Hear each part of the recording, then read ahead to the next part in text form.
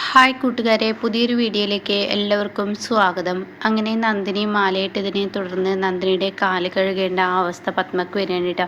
അപ്പോൾ വന്നിരിക്കുന്ന സ്വാമി പറയുകയാണ് നന്ദിനിയുടെ കാലും കൂടി കഴുകി കൊടുക്കുകയെന്ന് പറയുമ്പോൾ പെട്ടെന്ന് ഇന്ദ്രജ അത് ഏറ്റെടുക്കുകയാണ് കേട്ടോ.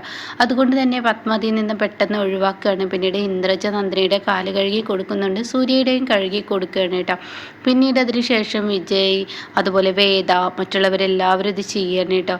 ഇതേ സമയം സൂര്യ പറയണേ എനിക്കൊരു ഗസ്റ്റ് വരാനുണ്ട്, അപ്പോൾ അന്നദാനത്തിന് സമയമായി ഭക്ഷണം കൊടുക്കുക എന്നൊക്കെ പറയുന്ന സമയത്താണ് കേട്ടോ സൂര്യ പറയുന്നത് എനിക്കൊരു ഗസ്റ്റ് വരാനുണ്ട്. ഇത് കേട്ടോടെ തന്നെ ആരാ അപ്പോൾ ഇത്ര വലിയ ഗസ്റ്റ് എന്നിങ്ങനെ ഇന്ദ്രജയും വേദയും പത്മയും കൂടി പറയുന്നുണ്ട്. അപ്പോൾ എൻ്റെ ഏറ്റവും വലിയ VIP-കളാണ് വരാൻ പോകുന്നത് എന്ന് പറയുന്നുണ്ട്. VIP-കളോ എന്താ ഈ പറയുന്നത് എന്നൊക്കെ ഇങ്ങനെ പറയുന്നുണ്ട് കേട്ടോ. അപ്പോൾ ഈ സമയം ഇവർ തമ്മിൽ പരസ്പരം ഇവന് ഇത്രയും വലിയൊരു ആളുകൾ ഇവൻ്റെ അടുത്തോട്ട് ആരാ വരുന്നത്, ഒരു പക്ഷേ ഓഫീസിൽ ആരെങ്കിലും ആയിരിക്കും എന്ന് പറയുമ്പോൾ പത്മ എന്നാൽ അപ്പം ഞാനും അറിയേണ്ടതല്ലേ, അതൊന്നും ആയിരിക്കില്ല, അവൻ്റെ വേറെ ആരെങ്കിലും ആയിരിക്കും എന്ന് പറയുന്ന സമയത്ത് കാണാം തൻ്റെ കയറ്റി കിടന്ന് കുറേ ഭിക്ഷാടകർ വരുന്നു കേട്ടോ. അവരുടെ വേഷമൊക്കെ ഒരു മാതിരി ചളിയിലും വസ്ത്രമൊക്കെ അങ്ങനെയാണല്ലോ. അവർ ആ ഒരു കോലും അതുപോലെ തന്നെ അവരുടെ പാത്രമൊക്കെ ആയി കടന്നു വരുന്നത് കാണുമ്പോൾ പത്മക്ക് അങ്ങ് ദേഷ്യം പിടിക്കുകയാണ് കേട്ടോ. പത്മ സെക്യൂരിറ്റി നിങ്ങൾ അവിടെ ഇല്ലേ, എന്താണ് ഈ കാണിക്കുന്നത്, ഈ ഒരു കൂട്ടം ഭിക്ഷക്കാർ ആരെ ഇങ്ങോട്ടേക്ക് കയറ്റി വിട്ടു എന്ന് പറഞ്ഞിട്ട് അവരെ അവിടെ നിന്ന് ഓടിക്കാൻ ശ്രമിക്കുമ്പോൾ ഉടൻ തന്നെ സൂര്യ പറയുന്നത് ഇത് ഞാൻ വിളിച്ചിട്ട് വന്ന ഭിക്ഷാടകരാണ്.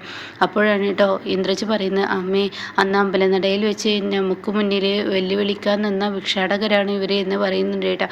ആ സമയം പത്മക്ക് അങ്ങ് ദേഷ്യം മേടിക്കുകയാണ്. പത്മ പറയണേ എന്തിനാണ് നീ ഇവിടെ വിളിച്ചു വരുത്തിയിരിക്കുന്നത്, മര്യാദക്ക് ഇവിടെ നിന്ന് പറഞ്ഞേക്ക്, ഇവിടെ നല്ലൊരു പൂജ നടക്കില്ലേ, നാളെ നീ പോവല്ലേ, അപ്പോൾ ഈ സമയം ഇവിടെ ഇങ്ങനെയുള്ള പ്രശ്നങ്ങൾ ഉണ്ടാക്കില്ല. അപ്പോൾ സൂര്യ പറയണേ ഇവർക്കും കൂടി ഭക്ഷണം ഞാൻ കൊടുക്കാമെന്ന് ഞാൻ നേർന്നിട്ടുണ്ട്, അപ്പോൾ ഇവരെ അതിന് വേണ്ടിയിട്ടാണ് ഞാൻ വിളിച്ചത്. അപ്പോൾ പത്മ പറയണതൊന്നും നടക്കില്ല, എൻ്റെ വീട്ടിൽ ഇങ്ങനെയുള്ള ഭിക്ഷാടകർക്കൊന്നും ഞാൻ ഭക്ഷണം കൊടുക്കില്ല. അപ്പോൾ സ്വാമി അവിടെ വന്നിരിക്കുന്ന സ്വാമി പറയണേ ഏറ്റവും നല്ലൊരു കാര്യമാണ് നിങ്ങൾ ചെയ്യുന്നത്, ഈ മലക്ക് പോകുന്ന സമയത്ത് ഇങ്ങനെയുള്ളവർക്കും കൂടി ഭക്ഷണം കൊടുത്താൽ പോകുന്നതിന് അത് ഡബിൾ ഇരട്ടിയായി പ്രതിഫലം കിട്ടും എന്നൊക്കെയാണ് പറയാൻ കേട്ടോ. ഈ സമയം പത്മക്ക് അവിടെ മിണ്ടാൻ പറ്റാത്ത അവസ്ഥയാണ്. അതേസമയം പത്മയോട് ഇന്ദ്രജ് പറയണ അമ്മ വേണ്ട, അവരെ ഇവിടെ ഇരുത്തേണ്ട, അവരെ പറഞ്ഞു വിടുക എന്നൊക്കെ ഇങ്ങനെ പറയുന്നുണ്ട് കേട്ടോ. അമ്മ അവർക്ക് മുന്നിൽ വീണ്ടും തോൽക്കാൻ പോവുകയാണ് എന്നൊക്കെ ഇങ്ങനെ പറയുന്ന സമയത്ത് ഉടൻ തന്നെ യതീന്ദ്രൻ പറയണം മതി നിർത്തിയേക്ക്, ഇവിടെ അവർ ഭക്ഷണം കഴിക്കാൻ സൂര്യ വിളിച്ചിട്ടുണ്ടെങ്കിൽ അവരിവിടെ നിന്ന് ഭക്ഷണം കഴിച്ചിട്ടേ പോകത്തുള്ളൂ, അതിന് തടയിടാൻ ആർക്കും തന്നെ കഴിയത്തില്ല എന്ന് പറയാനിട്ടോ. അതോടുകൂടി ഈ പത്മക്കും ഇന്ദ്രജിക്കും വേദക്കും ഒന്നും മിണ്ടാൻ പറ്റാത്ത അവസ്ഥയോടെ അങ്ങനെ സൂര്യ അവർക്കൊക്കെ ഇങ്ങനെ അവരൊക്കെ നല്ല അടിപൊളി ചെയറിൽ തന്നെ അവരെ ഇരുത്തുന്നത് കാണുമ്പോൾ പത്മ ഇങ്ങനെ അറപ്പ് എന്നുള്ള ലെവലിൽ ഇങ്ങനെ ഒരു തരം അറപ്പ് വെറുപ്പൊക്കെ ഇങ്ങനെ കാണിച്ചും കൊണ്ടിരിക്കുകയാണ്. പക്ഷേ സൂര്യ ആണെങ്കിൽ അവർ തോളോട് തോള് കൈയിട്ട് എന്ന ലെവലിൽ അവരെ ഓരോ ഭാഗത്തായിട്ട് അടുത്തടുത്ത് ഇരുത്തിയതിനു ശേഷം അവർക്ക് ഇലയിടുന്നു വിളമ്പി കൊടുക്കുന്നു. ഇതൊക്കെ കാണുന്ന മറ്റുള്ളവർക്ക് സന്തോഷം, എന്ന പത്മക്ക് അതൊക്കെ കുറച്ചിലായിട്ടാണ് തോന്നുന്നത്. തൻ്റെ മകൻ ഏത് വലിയ സ്ഥാനത്ത് നിൽക്കേണ്ടവ ഇന്നിപ്പോൾ ചെയ്യുന്നത് ഭിക്ഷക്കാർക്ക് പോലും അവൻ ഭക്ഷണം വിളമ്പി കൊടുക്കുന്നു എന്നാൽ ലെവലിൽ നിൽക്കണം കേട്ടോ. അപ്പോൾ ഈ സമയം ഇത് കാണുന്ന പത്മ മിണ്ടാണ്ട് നിൽക്കേണ്ട അവസ്ഥ തന്നെയാവണം.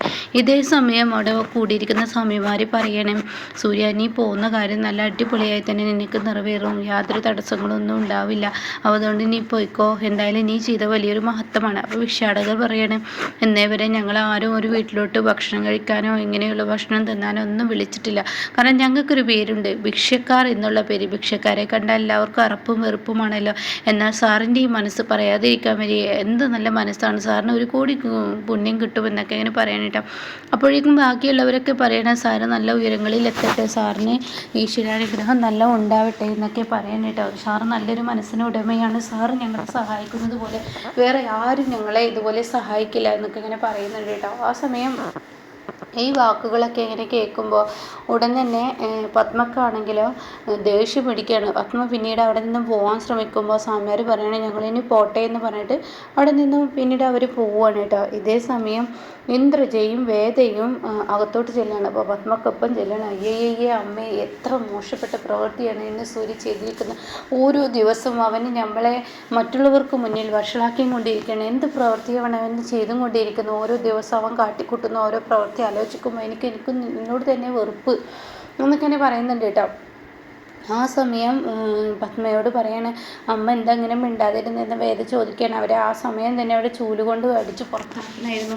അത് ചെയ്യുകയായിരുന്നെങ്കിൽ നമുക്ക് ഇത്രയും നാണക്കേട് ഉണ്ടാവില്ല. അമ്മയുടെ ഓരോ കൂട്ടുകാരികൾ അറിയും, ഇനിയിപ്പോൾ ഇത് അറിയാതിരിക്കത്തില്ല, എത്ര ആളുകൾ ഉണ്ടായിരുന്നു എന്നൊക്കെ ഇങ്ങനെ പറഞ്ഞ് പരസ്പരം ഓരോരുത്തരായി ഇങ്ങനെ പറയുന്ന സമയത്ത് വിജയും അതേ ഇത് തന്നെ പറയാൻ കേട്ടോ. അപ്പോൾ ഈ സമയം പത്മ ഒന്നും മിണ്ടുന്നില്ല. അത് കാണുന്ന ഇന്ദ്രജി പറയണേ, എന്താ അമ്മ ഒന്നും മിണ്ടാത്ത, ഇത്ര സമയം ഞങ്ങളൊക്കെ സംസാരിക്കുന്നത്, അമ്മ ഈ സംസാരത്തിന് മറുപടി പറയുന്നില്ലല്ലോ എന്ന് പറയാം കേട്ടോ. അപ്പോൾ അത് കേൾക്കുന്നതിനോടുകൂടി മതി, ഒന്ന് നിർത്തുന്നുണ്ടോ, കുറേ നേരമായി എൻ്റെ ചെവിയിൽ ഇങ്ങനെ കിടന്നത് മോളുന്ന്, നിങ്ങളൊന്ന് നിർത്തുന്നുണ്ടോ, എനിക്കെന്തെങ്കിലും തടയാൻ പറ്റുമെങ്കിൽ ഞാനത് തടയില്ല, എനിക്ക് തടയാൻ പറ്റാത്തത് കൊണ്ടല്ലേ ഞാൻ തടയാതിരുന്നത്, ഇനി അതിനെ തുടർന്ന് ഇവിടെ ഒരു സംസാരം വേണം, നിർത്തിയേക്ക് എന്ന് പറഞ്ഞ് ഒച്ചയെടുക്കാനായിട്ടാ. അതോടുകൂടി പത്മ ആ ഒരു ഒച്ച എടുക്കുമ്പോൾ ഇന്ദ്രജ ഭേദമിണ്ടാതാവണം. എന്നാലും അമ്മ ഞങ്ങളുടെ സങ്കടം മനസ്സിലാക്കണം. ഓരോ ദിവസം ആ വേലക്കാരിക്ക് മുന്നിൽ നമ്മൾ തോറ്റുകൊണ്ടിരിക്കുകയാണ്. വേലക്കാരി മാത്രമല്ല, ഇപ്പോൾ വിഷയക്കാർക്ക് മുന്നിലും കൂടി തോൽക്കേണ്ട അവസ്ഥയെ. ഇങ്ങനെ പോവുകയാണെങ്കിൽ നമ്മൾ കാലിലെടുത്ത ചെരുപ്പിൻ്റെ വില പോലും നമുക്ക് ആരിൽ നിന്നും കിട്ടത്തില്ല എന്നൊക്കെ ഇങ്ങനെ പറയണം കേട്ടോ. ഈ സമയം പത്മ പറയണേ, എനിക്കറിയാം, ഇനി ഞാൻ എന്തെങ്കിലും ചെയ്തോളാം എന്നിങ്ങനെ പത്മ പറയുന്നുണ്ട് കേട്ടോ.